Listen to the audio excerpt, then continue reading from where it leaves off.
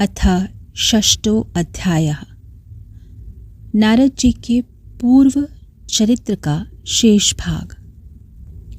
श्री सूत जी कहते हैं, शौनक जी, देवर्षि नारद जी के जन्म और साधना की बात सुनकर सत्यवती नंदन भगवान श्री व्यास जी ने उनसे फिर यह प्रश्न किया। श्री व्यास जी ने पूछा, नारद जी, जब आपको ज्ञानोपदेश करने वाले महात्मा गण चले गए तब आपने क्या किया? उस समय तो आपकी अवस्था बहुत छोटी थी। आपकी शेष आयु किस प्रकार व्यतीत हुई और मृत्यु के समय आपने किस विधि से अपने शरीर का परित्याग किया? देवर्षि, काल तो सभी वस्तुओं को नष्ट कर देता है। उसने आपकी इस पूर्व कल्प की स्मृति का कैसे नाश नहीं किया? श्री नारद जी ने कहा, मुझे ज्ञानोपदेश करने वाले महात्मा गण जब चले गए तब मैंने इस प्रकार अपना जीवन व्यतीत किया। यद्यपि उस समय मेरी अवस्था बहुत छोटी थी। मैं अपनी माँ का इकलौता लड़का था। एक तो वह स्त्री थी, दूसरे मूढ़ और तीसरे दासी थी। मुझे भी उसके सिवा और कोई सहारा नहीं था। उसने अपने को मेरे स्नेह पाश से जकड़ रखा था। वह मेरे योगक्षेम की चिंता तो बहुत करती थी, परंतु पराधीन होने के कारण कुछ कर नहीं पाती थी। जैसे कठपुतली नचाने वाले की इच्छा के अनुसार ही नाचती है, वैसे ही यह सारा संसार ईश्वर के अधीन है। मैं भी अपनी माँ के स्नेह बंधन में बंधकर उस ब्राह्मण बस्ती में ही रहा। मेरी अवस्था केवल 5 वर्ष की थी। मुझे दिशा, देश और काल के संबंध में कुछ भी ज्ञान नहीं था। एक दिन की बात है, मेरी माँ गौ दोहने के लिए रात के समय घर से बाहर निकली। रास्ते में उसके पैर से सांप छू गया। उसने उस बेचारी को डस लिया।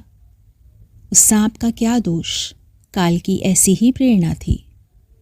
मैंने समझा, भक्तों का मंगल चाहने वाले भगवान का यह भी एक अनुग्रह ही है। इसके बाद मैं उत्तर दिशा की ओर चल पड़ा। उस ओर मार्ग में मुझे अनेकों धनधान्य से संपन्न देश, नगर, गांव, अहीरों की चलती फिरती बस्तियां, खाने, खेड़े, नदी और पर्वतों के तटवर्ती पड़ाव, वाटिकाएं, वन उपवन और रंग बिरंगी धातुओं से युक्त विचित्र पर्वत दिखाई पड़े। कहीं कहीं जंगली वृक्ष थे जिनकी बड़ी बड़ी शाखाएं हाथियों ने तोड़ डाली थीं। शीतल जल से भरे हुए जलाशय थे जिनमें देवताओं के काम में आने वाले कमल थे। उन पर पक्षी तरह तरह की बोली बोल रहे थे और भौरे मंडरा रहे थे। यह सब देखता हुआ मैं आगे बढ़ा। मैं अकेला ही था। इतना लंबा मार्ग तय करने पर मैंने एक घोर गहन जंगल देखा। उसमें नरकट, बांस, सेंठा, कुश, कीचक आदि खड़े थे। उसकी लंबाई चौड़ाई भी बहुत थी और वह सांप, उल्लू, सियार आदि भयंकर जीवों का घर हो रहा था। देखने में बड़ा भयावना लगता था। चलते चलते मेरा शरीर और इंद्रियां शिथिल हो गईं। मुझे बड़े जोर की प्यास लगी। भूखा तो मैं था ही। वहाँ एक नदी मिली। उसके कुंड में मैंने स्नान, जलपान और आचमन किया। इससे मेरी थकावट मिट गई। उस विजन वन में एक पीपल के पेड़ के नीचे मैं आसन लगाकर बैठ गया। उन महात्माओं से जैसा मैंने सुना था, हृदय में रहने वाले परमात्मा के उसी स्वरूप का मैं मन ही मन ध्यान करने लगा। भक्ति भाव से वशीकृत चित्त द्वारा भगवान के चरण कमलों का ध्यान करते ही भगवत प्राप्ति की उत्कट लालसा से मेरे नेत्रों से आंसू छलछला आए और हृदय में धीरे धीरे भगवान प्रकट हो गए। व्यास जी, उस समय प्रेम भाव के अत्यंत उद्रेक से मेरा रोम रोम पुलकित हो उठा। हृदय अत्यंत शांत और शीतल हो गया। उस आनंद की बाढ़ में मैं ऐसा डूब गया कि मुझे अपना और ध्येय वस्तु का तनिक भी भान नहीं रहा। भगवान का वह अनिर्वचनीय रूप समस्त शोकों का नाश करने वाला और मन के लिए अत्यंत लुभावना था। सहसा उसे ना देखकर मैं बहुत विकल हो गया और अनमना सा होकर आसन से उठ खड़ा हुआ। मैंने उस स्वरूप का दर्शन फिर करना चाहा, किंतु मन को हृदय में समाहित करके बार बार दर्शन की चेष्टा करने पर भी मैं उसे नहीं देख सका। मैं अतृप्त के समान आतुर हो उठा। इस प्रकार निर्जन वन में मुझे प्रयत्न करते देखकर स्वयं भगवान ने, जो कि वाणी के विषय नहीं है, बड़ी गंभीर और मधुर वाणी से मेरे शोक को शांत करते हुए से कहा, खेद है कि इस जन्म में तुम मेरा दर्शन नहीं कर सकोगे। जिनकी वासनाएं अभी पूर्णतः शांत नहीं हुई हैं, उन योगियों को मेरा दर्शन अत्यंत दुर्लभ है। तुम्हारे हृदय में मुझे प्राप्त करने की लालसा जागृत करने के लिए ही मैंने एक बार तुम्हें अपने रूप की झलक दिखाई है। मुझे प्राप्त करने की आकांक्षा से युक्त साधक धीरे धीरे हृदय की संपूर्ण वासनाओं का भली भांति त्याग कर देता है। अल्पकालीन संत सेवा से ही तुम्हारी चित्तवृत्ति मुझ में स्थिर हो गई है। अब तुम इस प्राकृत मलिन शरीर को छोड़कर मेरे पार्षद हो जाओगे। मुझे प्राप्त करने का तुम्हारा यह दृढ़ निश्चय कभी किसी प्रकार नहीं टूटेगा। समस्त सृष्टि का प्रलय हो जाने पर भी मेरी कृपा से तुम्हें मेरी स्मृति बनी रहेगी। आकाश के समान अव्यक्त सर्वशक्तिमान महान परमात्मा इतना कहकर चुप हो गए। उनकी इस कृपा का अनुभव करके मैंने उन श्रेष्ठों से भी श्रेष्ठतर भगवान को सिर झुकाकर प्रणाम किया। तभी से मैं लज्जा संकोच छोड़कर भगवान के अत्यंत रहस्यमय और मंगलमय मधुर नामों और लीलाओं का कीर्तन और स्मरण करने लगा। स्पृहा और मद मत्सर मेरे हृदय से पहले ही निवृत्त हो चुके थे। अब मैं आनंद से काल की प्रतीक्षा करता हुआ पृथ्वी पर विचरने लगा।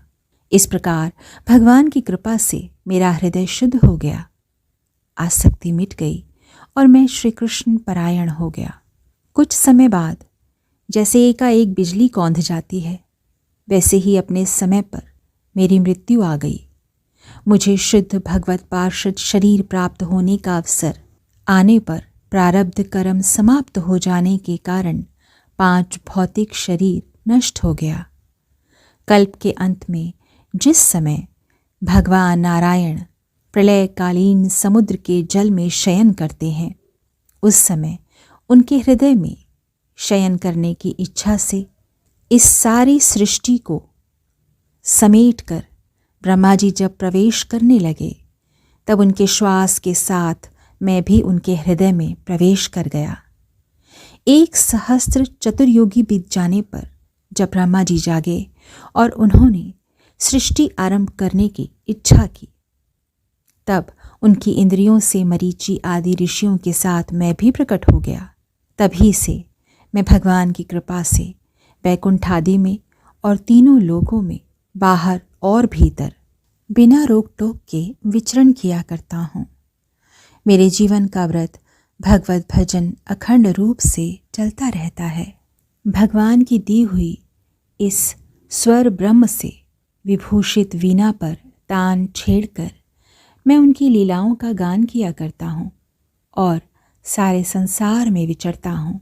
जब मैं उनकी लीलाओं का गान करने लगता हूँ, तब वे प्रभु, जिनके चरण कमल समस्त तीर्थों के उद्गम स्थान हैं और जिनका यशोगान मुझे बहुत ही प्रिय लगता है, बुलाए हुए की भांति तुरंत मेरे हृदय में आकर दर्शन दे देते हैं।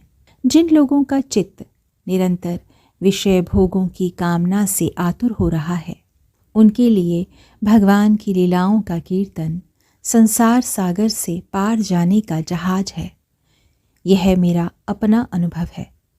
काम और लोभ की चोट से बार बार घायल हुआ हृदय श्री कृष्ण सेवा से जैसी प्रत्यक्ष शांति का अनुभव करता है, यम, नियम आदि योग मार्गों से वैसी शांति नहीं मिल सकती। व्यास जी, आप निष्पाप हैं। आपने मुझसे जो कुछ पूछा था वह सब अपने जन्म और साधना का रहस्य तथा आपकी आत्मतुष्टि का उपाय मैंने बतला दिया।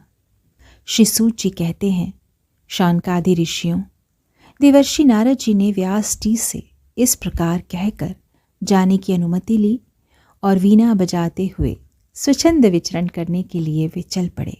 ये देवर्षि नारद जी धन्य हैं, क्योंकि ये शारंग पानी भगवान की कीर्ति को अपनी वीणा पर गा गा कर स्वयं तो आनंद मग्न होते ही हैं, साथ साथ इस त्रिताप तप्त जगत को भी आनंदित करते रहते हैं। 6वां अध्याय समाप्त। हरे कृष्णा कृष्ण कृष्ण हरे हरे, हरे राम श्री राम राम हरे हरे।